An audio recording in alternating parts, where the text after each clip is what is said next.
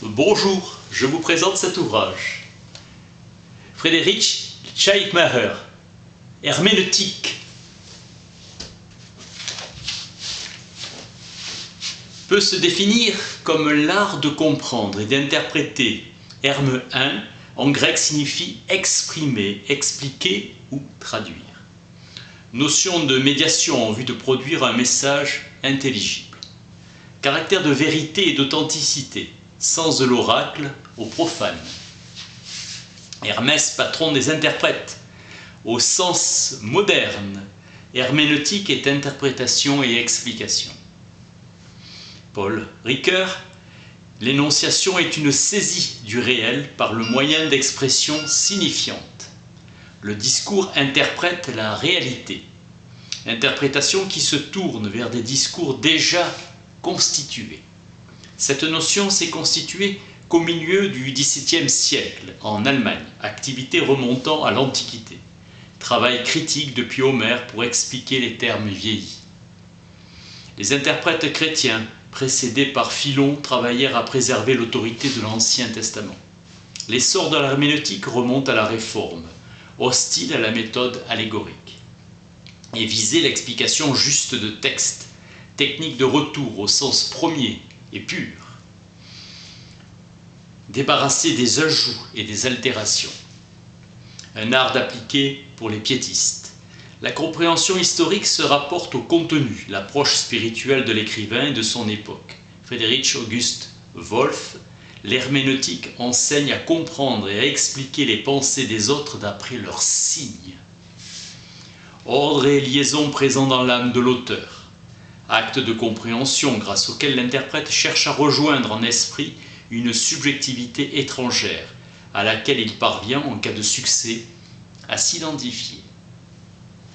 Doctrine universelle de la compréhension et de l'explication, Gedeber. L'œuvre de Schleiermacher sépare les liens privilégiés avec les textes canoniques de l'écriture et de l'Antiquité classique, atteindre l'individu en deçà de ce qu'il exprime en le rejoignant grâce à la façon dont il s'exprime et se singularise, parole et style. Dilthey ouvrira le débat par sa philosophie de la vie, véritable organon des sciences de l'homme. Schleiermacher était un esprit indépendant, retrouvé à leur origine même les ambitions modernes de la connaissance historique et culturelle. Apprendre à situer dans l'histoire notre interrogation sur l'histoire. Revenir à la question du sens. Il ne donna jamais à sa réflexion une forme systématique et définitive, toujours remaniée, jamais publiée. Enseignement à l'université de Halle en 1804. Dispersion reposant sur des erreurs comme l'idée que l'art d'interpréter varie avec l'objet à interpréter. En réalité, la technique d'interprétation de la Bible, même inspirée par le Saint-Esprit, n'a rien de spécial et rien la distingue de l'œuvre de compréhension de n'importe quel autre texte. L'herméneutique a un caractère général, le travail de compréhension étant toujours le même. Borner son intervention à la compréhension des auteurs étrangers est contestable car les difficultés de saisir le sens se présentent également et sous une forme semblable dans l'emploi de la langue maternelle. C'est une discipline philosophique dans la mesure où elle a rapport à l'art de penser. Son caractère général apparaît dans sa définition même comme art de comprendre et non pas d'exposer. C'est un art en vertu d'un développement tout naturel qu'elle le devient. La compréhension est progressive et en un sens une œuvre infinie, ambitieuse. Schleiermacher cherche à comprendre aussi bien et mieux que l'auteur. La connaissance de la langue est indispensable, ainsi qu'une connaissance de l'homme en général et de l'auteur en particulier. Contact aussi direct que possible entre l'interprète et l'interprété, et que s'instaure une sympathie. Rechercher une lecture directe, sans intermédiaire, et se rendre capable de se libérer de son état d'esprit, propre pour adopter celui de l'auteur. Interprétation grammaticale. Chaque homme est, en quelque sorte, le lieu où s'élabore cette langue. Saisir le sens de la langue existante, interprétation objective. On s'appuie sur le vocabulaire donné et sur l'histoire de l'époque pour aller à l'écrit lui-même. Partie essentielle du travail, car on part toujours du langage et celui-ci contient tout ce qui doit être trouvé. Interprétation technique, subjective et positive, la compréhension a pour objet celui qui parle, la langue elle-même étant oubliée. Il faut partir de l'homme pour comprendre le discours. Le langage n'est que son organe. Se demander dans quelles circonstances celui-ci est arrivé à concevoir son projet, ce que celui-ci représente pour lui. D'un côté, il s'agit de saisir la genèse de l'idée au sein d'un moment global de l'existence. De l'autre, de remonter à un certain projet de pensée ou de représentation série. Égalité de principe, pas l'une supérieure à l'autre. Schleiermacher s'intéresse davantage à l'interprétation technique. Dites-les, l'interprétation psychologique à cause de ses connaissances insuffisantes des textes anciens. Schleiermacher insiste sur la réciprocité du tout et de la partie dans l'œuvre de compréhension. Il recommande une première lecture discursive du texte avant d'entreprendre une interprétation plus précise et détaillée. Deux méthodes, une divinatoire immédiate en prenant la place d'autrui, l'autre comparative qui cherche d'abord l'objet à comprendre du général au particulier. La divination implique réceptivité à l'égard d'autrui et pour comparer il faut deviner la généralité qui servira de référence. L'herméneutique est art de comprendre et ce qui est compris est discours. Un acquis préalable est indispensable. Il se réfère à une philosophie du langage, acquérant l'unité et la profondeur, en élevant l'herméneutique au niveau d'une science, rapport du langage avec la pensée. La pensée atteint son achèvement dans et par le discours intérieur et réciproquement. Le discours, c'est la pensée devenue réellement elle-même. Sans langage, pas de savoir, et sans savoir, pas de langue. Le parler est l'existence du penser. Selon lui, une philosophie a toujours un caractère national et, in facto, une philosophie universelle ne se présente jamais à nous.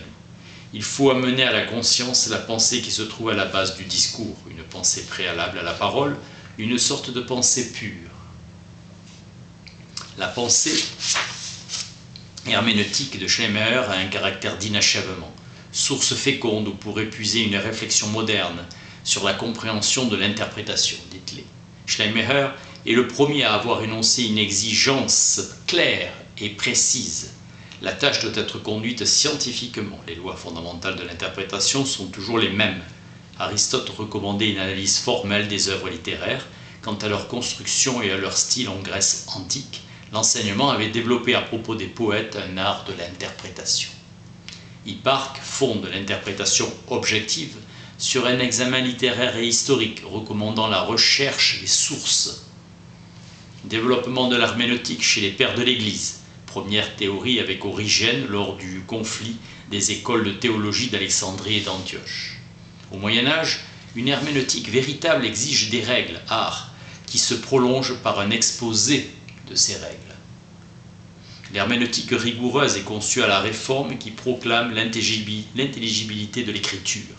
Plus tard, Herder s'affirmera, et plus radicalement Richard Simon sur Spinoza, d'une exégèse purement littérale de la Bible, Tractatus Theologico-Politicus. Forme scientifique avec Wolff, dont Schleiermacher fut le disciple. Le souci de comprendre l'esprit d'une œuvre, d'une époque, se développe avec Herder et devient prédominant avec le romantisme. Se fait jour qu'il y a une seule herméneutique fondée sur une méthode générale. C'est à Schleiermacher que reviendra le mérite de systématiser les vues, jusqu'alors dispensées en une théorie générale. Un penseur véritable, un esprit philosophique, s'attaque pour la première fois à l'herméneutique. Wack. Place officielle du travail herméneutique en théologie, de l'étude des textes, variété presque universelle des aspirations culturelles, réflexion spéculative et critique. Tout discours ne peut valoir que comme représentation objective, acte d'un individu en tant que tel, inspirant des esprits distingués et érudits. La question est de savoir si la compréhension du singulier peut être élevée au niveau d'une validité universelle. Il remonte à l'analyse de la compréhension, donc à la connaissance de cette action intentionnelle elle-même. L'écriture sainte n'a qu'un seul sens, ernesti. Il est extravagant de placer une signification propre dans l'ordre de succession avant la signification tropique, blanc et blanc comme neige. Les mots qui n'ont qu'une valeur fictive sont un signe des temps modernes. Kant n'a pas compris très humble et très obéissant serviteur. Si tout parler était une reconstruction vivante, il n'y aurait pas besoin d'herméneutique, mais seulement d'une critique de l'art. Kant s'abstiendra de toute conférence publique concernant la religion en tant que sujet très fidèle de Sa Majesté royale Guillaume II. Le christianisme a été créateur de langage. L'herméneutique est l'envers de la grammaire. Pour comprendre les hommes, il faut partir de la loi morale. Tout ce qui est concept doit être compris à partir du contraire. Chaque enfant ne parvient au sens des mots que par l'herméneutique. Les Grecs ont des particules pour désigner l'organisation du discours bien supérieure à notre ponctuation. Les poètes lyriques, qui devraient être les subjectifs, sont chez les anciens les plus difficiles à interpréter techniquement. Toute compréhension de la partie est conditionnée par une compréhension du tout.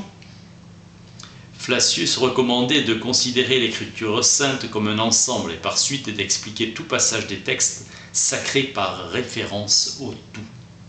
Le tout est d'abord compris comme une espèce, en dernier lieu à partir de la vie. L'écrivain se trouve sous la domination de l'objet, aspect objectif et libre, aspect subjectif. Goethe, avec Claudine von Villabella, seul le plaisir fait que peu soit beaucoup. Qu'ils soient saints, les livres, on ne le sait que du fait qu'on les a compris. On ne peut comprendre le Saint-Esprit sans l'Esprit Saint. Cela repose sur l'interprétation droite, l'interprétation est art, double compréhension dans le langage et dans celui qui parle. Éloge du discours en tant qu'il est un esprit du langage, qui est formateur. Un dictionnaire indique l'unité des mots. Un auteur doit être regardé comme étant plusieurs. Quelqu'un peut avoir fait un récit inexact, il n'y a aucun juge de l'ampleur de l'expérience. Les auteurs de la Bible étaient l'organe du Saint-Esprit. Plus la langue est lointaine et simple, plus il y a de latitude. L'herméneutique n'existe pas sous une forme générale et sous des formes spéciales, agrégats d'observation. La corrélation consiste en ce que chaque acte de compréhension est l'inversion d'un acte du discours. Il doit être amené à la conscience que la pensée se trouve à la base du discours. L'interprétation est art. Le côté grammatical doit être achevé pour lui seul. Il est peu valable de comprendre l'interprétation historique comme la prise en considération des événements. C'est quelque chose qui précède l'interprétation, l'idée que dans l'Ancien Testament, de considérer le Saint-Esprit comme l'auteur. Le Saint-Esprit ne peut être conçu comme une conscience individuelle, variant temporellement, tendance à trouver tout en chaque chose, à éviter la compréhension qualitativement erronée du contenu et la compréhension fausse du ton ou erreur qualitative. L'art ne peut développer ses règles qu'à partir d'une formule positive. Objectif et historique signifie reconnaître comment se situe le discours dans l'ensemble du langage et comment se situe le savoir qui est inclus comme un produit de la langue. Objectif et prophétique signifie prévoir comment le discours lui-même deviendra un moment de développement pour la langue. Subjectif et historique, savoir comment le discours s'est constitué comme fait dans l'esprit. Subjectif et prophétique, pressentir comment les pensées continuent à agir, comprendre le discours d'abord aussi bien puis mieux que son auteur. La tâche est infinie car c'est un infini du passé et de l'avenir que nous voyons dans l'instant du discours. Se rendre semblable à l'auteur. Connaissance du vocabulaire déterminé sans constituer une interprétation autonome. Les connaissances historiques sont nécessaires sans faire naître une interprétation indépendante. Trouver les idées directrices. Tout a besoin d'une interprétation précise. La vérité est que le passage de l'indéterminable au déterminé, tâche est finie. Le domaine de l'auteur est son temps, sa culture, son genre d'occupation et son dialecte. Les archaïsmes se trouvent plus en poésie qu'en prose, effort pour ramener la signification à l'unité primitive. Opposition entre signification générale et particulière. L'influence de l'araméen est une conception générale sur la manière de s'approprier une langue étrangère. Influence de l'hébreu en particulier pour les termes religieux. Le sens de chaque mot a une place donnée, doit être déterminé d'après sa concomitance avec ceux qui l'entourent. L'élément formel relie les propositions entre elles. Ce qui importe, c'est le monde de relations, degré et ampleur. Le plus difficile, c'est la préposition et la relation de dépendance immédiate. Sujet et attribut se déterminent réciproquement. Les paraboles font naître des pensées secondaires. Dans ce cas, l'identité du domaine linguistique et de la manière d'écrire importe plus. On ne doit admettre l'usage figuré qu'en cas d'extrême nécessité. L'inspiration par le Saint-Esprit donne l'unité au Nouveau Testament, néo-testamentaire. La tournure hébraïsante est dominante, unité du Nouveau Testament comparable à l'unité socratique. Le minimum du quantitatif est abondance, le maximum en phase. L'idée est que le Saint-Esprit est l'auteur et ne fera rien en vain, ni tautologie, ni abondance. La vérité réside au milieu, avoir toujours sous le regard les deux déviations. Cela dépend du niveau de développement de l'objet. Chez Paul, sa terminologie repose sur une masse d'enseignements oraux, chez Jean, le moins souvent. Ceci suppose une connaissance si parfaite de la langue qu'elle n'est pas possible sans une interprétation achevée, avoir recours à la connaissance linguistique d'autrui, apprendre à connaître l'auteur, regarder le tout de l'acte dans ses parties. Dans sa totalité, le but doit être appelé compréhension parfaite du style. Pensée et langage se pénètrent mutuellement. L'idée de l'œuvre ne peut être comprise qu'à partir de la matière et la sphère d'influence, de la découverte et de la reproduction de l'enchaînement, détermination de l'unité. La conception historique d'Ast distingue trois périodes: l'orientalisme, l'hellénisme et le christianisme. Netteté de la conception schleiermachérienne de la nécessité et de l'originalité d'une interprétation psychologique et faisant de la compréhension la rencontre de deux subjectivités. Gadamer estime que dans les textes de la fin de sa vie, Schleiermacher ne s'intéresse plus qu'au processus intérieur générateur du discours, à la démarche créatrice. Redeker défend au contraire la conception qui voit dans la compréhension la saisie de relations objectives, dépassant le vécu personnel. L'art d'interpréter est tourné vers l'activité spirituelle intérieure de l'écrivain. Wolff. La tâche de l'herméneutique consiste à reconstituer de la manière la plus parfaite tout le déroulement intérieur de l'activité composante de l'écrivain. Délimiter le tout entre les deux extrêmes, Wolff exige comme condition indispensable de la part de l'interprète, comme du critique, l'habileté de la composition. Ast élève à une puissance encore supérieure. Le mot est à la proposition et la proposition à son articulation la plus proche, et celle-ci à l'œuvre elle-même, comme un élément par rapport à un ensemble et une partie à un tout. Tout discours ou tout dirigé par écrit est à nouveau à son tour un élément qui ne peut être compris parfaitement qu'à partir d'un tout encore plus grand. Ast veut qu'une œuvre soit entendue à partir de quelque chose qui lui est supérieur. Ast distingue une triple compréhension, historique, grammaticale et spirituelle. Dans une bonne interprétation, tous les motifs doivent s'accorder en vue d'un seul et même résultat.